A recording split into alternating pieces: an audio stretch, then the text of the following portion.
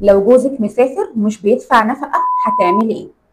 من افضل الحاجات في الموضوع ده ان مصر ليها اتفاقيات مع دول كتير جدا، بمعنى انك ممكن تنفذي الحكم بره مصر.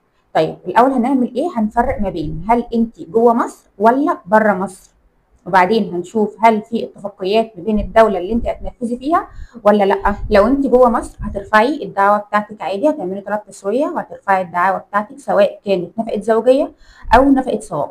هتثبتي ازاي دخل الزوج وهو بره مصر؟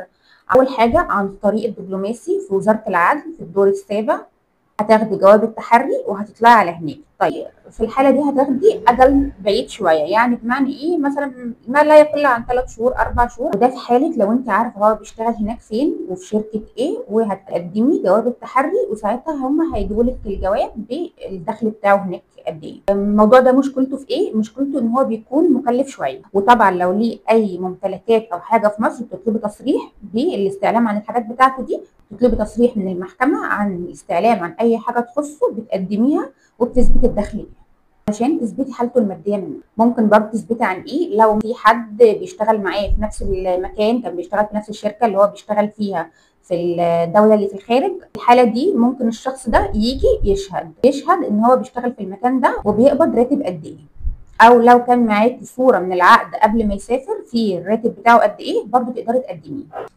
طيب خلاص اتحرينا عن الدخل واخدت الحكم، هتنفذي ازاي؟ اول حاجه تنفيذ عيني على املاكه، بمعنى ايه؟ لو هو ليه هنا اي اراضي او عقارات او ممتلكات تقدري ساعتها ان انت تنفذي عليها وتستلمي حقوقك منها وتتباع في مزاد علني.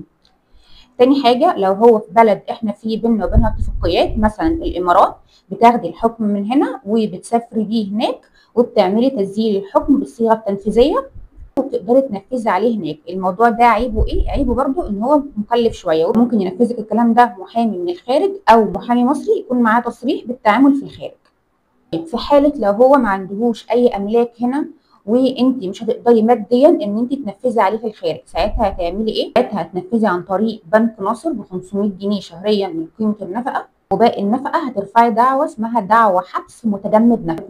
بعد ما تاخدي حكم الحبس ساعتها ترفعي دعوى منع من السفر، ترفعيها قدام محكمة الأسرة، وهتقدمي على طلب ترقب وصول للنائب العام علشان أول ما ينزل مصر يقعد هنا يسدد النفقات وما يعرفش يسافر غير لما يسدد كل النفقات اللي عليه.